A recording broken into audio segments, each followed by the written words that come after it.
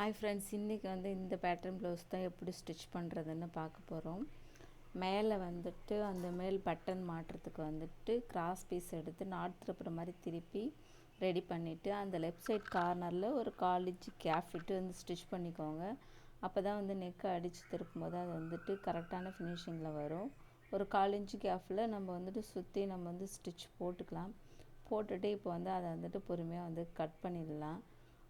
அந்த இடத்துல மாதிரி கொடுத்துருக்கேன். எதுக்கு அந்த மாதிரி மாதிரி கொடுத்துருக்கேன்னு கேட்டிங்கன்னா, நம்ம அந்த சென்டரில் பால் வைக்க போகிறோம் இல்லையா, அந்த பால் வச்சு முடிச்சிட்டோன்னே நம்மளுக்கு அந்த சென்டர் ஓட்டை கரெக்டாக பர்ஃபெக்டாக வரும். நம்ம மாதிரி கொடுத்தாலும் அது நல்லா வராது.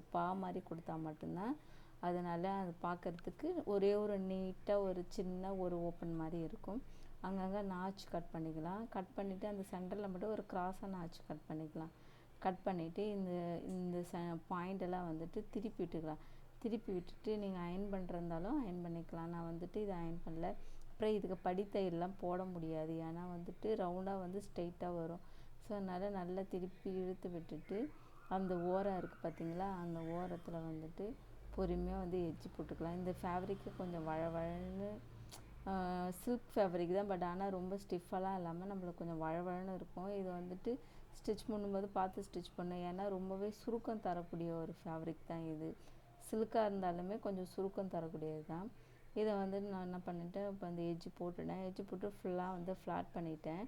இப்போ அந்த எங்கே முடியுதோ, அந்த எங்கே முடியுதோ அந்த இடத்துல ஒரு ஸ்ட்ரெயிட்டாக ஒரு ஸ்டிச் போட்டுக்கிட்டேன். மார்க் பண்ணிக்கலாம்.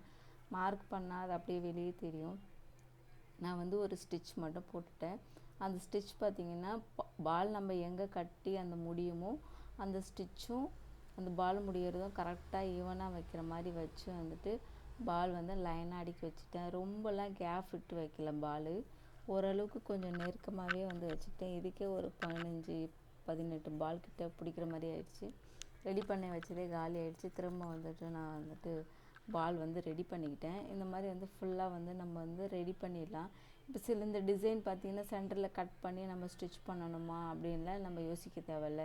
அந்த மாதிரி நெக்கில் கொஞ்சம் கேப் விட்டால் மட்டுமே போதுமானது. இந்த பாலெல்லாம் வச்சு முடிச்சுட்டு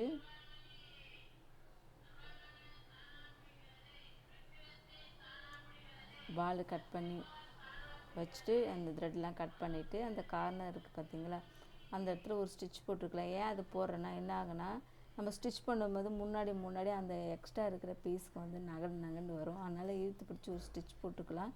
எக்ஸ்ட்ரா இருக்கிற கச்சாவை கட் பண்ணிவிட்டு அந்த கார்னர் சென்ட்ரு கரெக்டாக அந்த தள்ளிலாம் போகாமல் அந்த சென்டர் ஃபோல்டிங் கரெக்டாக வச்சு ஒரு ஸ்டிச் போட்டுக்கலாம். ஸ்டிச் போட்டுட்டு திருப்பி பாருங்கள், அந்த ஸ்டிச்சஸ் அந்த பால் கட்டின அந்த ஸ்டிச்சஸ்லாம் மறைஞ்சிச்சா இல்லை தெரியுதான்னு பார்த்துக்கோங்க. இல்லை தெரிகிற மாதிரி இருந்தால் நீங்கள் எடுத்து இன்னொரு ஸ்டிச் திருப்பி வச்சு இன்னொரு ஸ்டிச் அது மேலே போட்டுக்கோங்க, தப்பில்லை. ஏன்னா